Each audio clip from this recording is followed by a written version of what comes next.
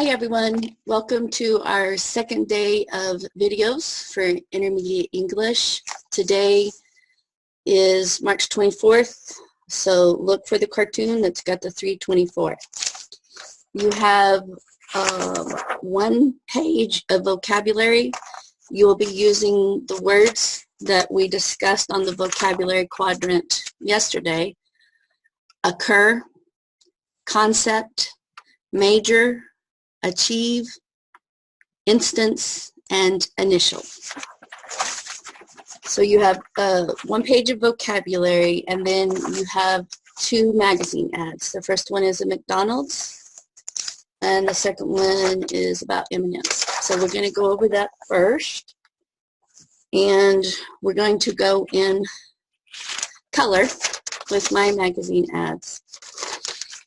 So why are we doing the magazine ads? It's to help us get to the main point or the main idea. Another word for that is gist. So we're working at getting the gist of magazine ads or the main idea. Remember that when we're working on getting the gist, we ask two questions. Who or what is this mostly about? That's the first question we're going to answer. And then the second question is, what is the most important thing about this picture? So if we're looking at this first McDonald's ad, I'm going to cover that up in the back because it's coming through. If you look at that first McDonald's ad, what do you see without even reading the text? What do you see about this picture? Well, it looks very sunshiny, doesn't it? It almost looks like the sun is coming up. It's all yellow and bright. And you see these children playing in the front of this McDonald's. You see some people over here talking. And you see some apartments and some trees. You see the subway train over on that side. It looks like a neighborhood, doesn't it? It looks like this McDonald's is right in the middle of a neighborhood where you would live. So let's see what the text says.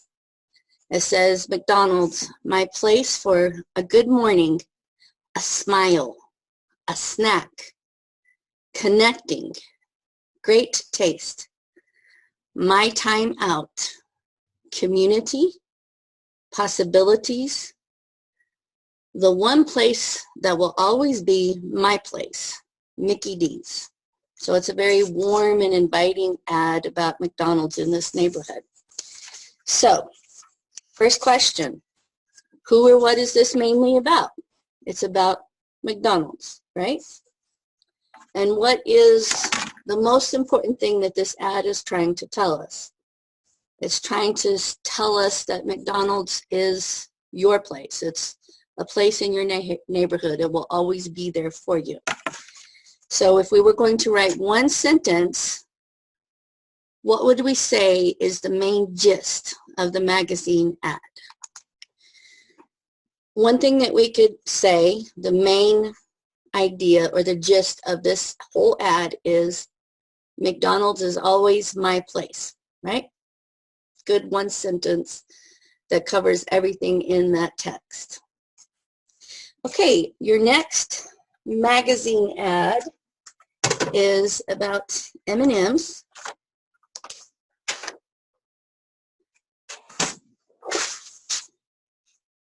You have this in your booklet also.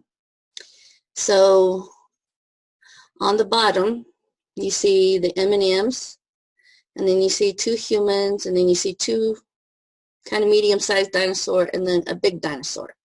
So what do you think this is mainly about? It's kind of like half and half. If we just count the numbers, there are 3 M&Ms, and there are 3 dinosaurs. So maybe is it about M&Ms and dinosaurs?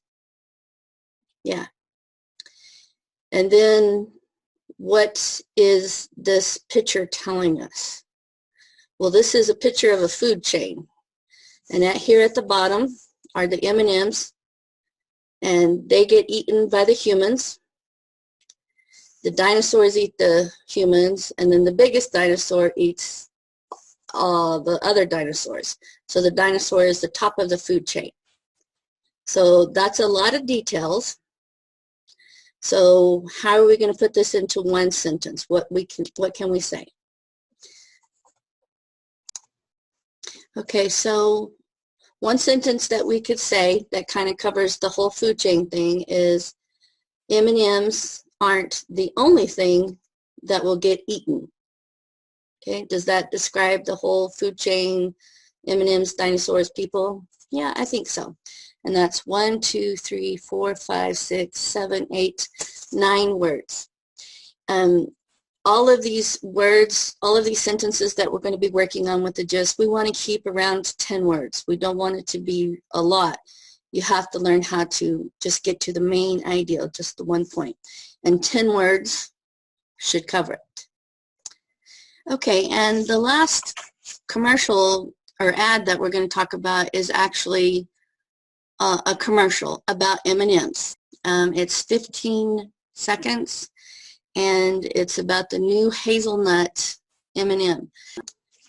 So right about now, you're going to see on the right-hand side top corner of the screen a little box that popped up, and it says M&M commercial.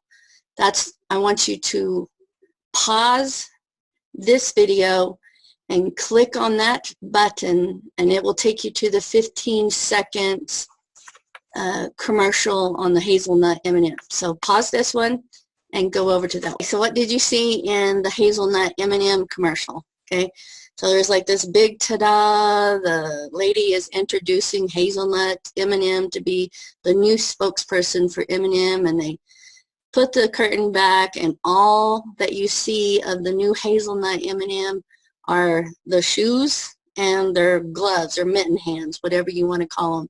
And you look over to the side, and all of the other M&Ms have chocolate on their faces, and some of them look guilty, and the lady's like, oh, what did you do? And the yellow M&M says, we ate him. Okay, so this is a fairly straightforward message. The M&Ms ate the new hazelnut M&M. Okay, so that's 1, 2, 3, 4, 5, 6, 7 words that gets to the gist or the main idea of that commercial. Alrighty, so on with our next activity. Today we are going to do our smooth reading or our pretty English, whichever you want to call it. For my new students, and also just to remind my old students, this is not an exercise on knowing every single vocabulary word in it. What we are working on is pretty English, how it comes out of your mouth. So I'm going to do what we call echo reading. I'm going to read one sentence, and then I'm going to give you time to read it out loud so you can hear yourself talk. And we'll go through the entire reading that way. And then we will talk about this in another video, but I am going to expect to hear from you on your smooth reading. I want you to do one of the smooth readings or pretty English readings so that I can hear how you speak. We want you to get so used to pausing at the right places with commas or with periods, to knowing how to use all the suffixes correctly that you don't have to spend a lot of time thinking about it because you just know how to say it correctly. And that frees your brain, gives your mind more time to think about what you are actually reading. Okay, so the first smooth reading is called Spring. And what we're going to do is you are going to grab your highlighter. Ignore this page for now. We're going to come back to this next week, but I want you to turn to the actual smooth reading. And I have asked that you highlight all of the words that end in the suffix ing. So take your highlighter and highlight all those. Okay, so when you are done with your highlighter, it should look a little bit like this. There are quite a few words that end in ing. I'm counting 1, 2, 3, 4, 5, 6, 7, 8, 9, 10, 11, 12, 13, 14, 15, 16, 17. I'm counting 17 words that end in ing. So you check yours and make sure yours says that also. Okay, so we're going to read it, and there will be a time for you to read it out loud wherever you are at. Okay, here we go. Spring is arriving. It is bringing a season of new life. Nature is awakening from its long winter sleep. New grass is appearing. New leaves are budding on the trees. The air is smelling fresh and new.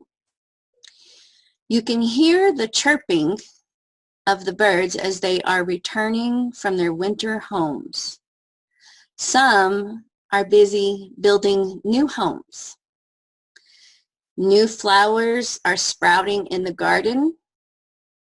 Tulips and daffodils are pushing their way out of the ground. The spring rains are helping the earth come alive.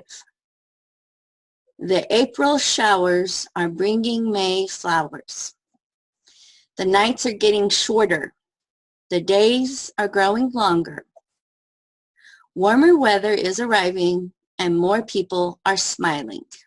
Okay, so just to say again, what I want you to do is I want you to pause, say each sentence out loud to hear yourself say it. Say the next sentence, the next sentence, the next sentence, until it comes out pretty. It sounds like pretty English. All right, so on the bottom you notice that we have the same thing that we've been working on the main idea or getting the gist of this entire reading. So what is this mostly about? It's about spring. It's about springtime, isn't it? So in 10 words or less, what do you think is the most important thing this entire text is about? Okay, so what I put down for the main idea was spring, and then I don't think we'll be able to read it, but I just wrote down many things grow and bloom in the spring. So it's less than 10 words. So you try it. You try on coming up with a sentence that is about this entire article that's 10 words or less, and put it down here, and then send me through email or through text what you think it should be. Okay, so the last thing in today's lesson are pages 112 and 113 from your ventures. And it's the grammar focus on the words can, could, will, and would. And what this is looking at is requesting something of someone, asking them to do something for you. And the polite way to do that is can, could, will, and would. I just want to take this moment to remind everyone that these 3 words have no sound of L in them. You say could, would, should. No L in them. Could, would, should. All right? We don't have should in the activity, but that always comes up too. So just remember, no L in them. So they're saying, can you call a plumber, please? Let me start that over, sorry. Can you call a plumber, please? And the answer, sure. I'd be happy to. Could you call a plumber, please? Yes, of course. Will you call a plumber, please? No, not now. Maybe later. It's kind of a rude answer, isn't it? Let's hope the children aren't saying that back to us. Would you call a plumber, please? Sorry, I can't right now. All right, so underneath that, there are pictures of fixing the dryer, unclogging the sink, cleaning the carpet, fixing the lock on the door, fixing the window, and repairing the dishwasher. So underneath that, they want you to fill out the answer of, could you fix the dryer, please? Yes, of course. And the next one is, for number 2, how would you write that? How would you write the entire sentence for number 2? Can you unclog the sink, please? So I gave you that answer. So I want you to fill out 3, 4, 5, and 6 with a complete sentence on how we would request those repairs. All right. The next page you will see in your book many icons of the family, the little family picture. There are 3 different conversations you can have with your family members to practice the process of, can you fix the window, please? No, not right now. Or sorry, I can't right now. Or yes, sure, I will. So with a family member, on that page and the next page, you see all the family pictures. Practice asking for repairs and then someone responding, and then switch roles with whoever's working with you and let them ask the question and you give the answer. And then finally, on exercise 3, write down some repairs that you need to do in your own house. It may not be fixing the window or fixing the stove, but see if you can come up with 3 or 4 ideas, 3 or 4 things that need to be fixed in your house.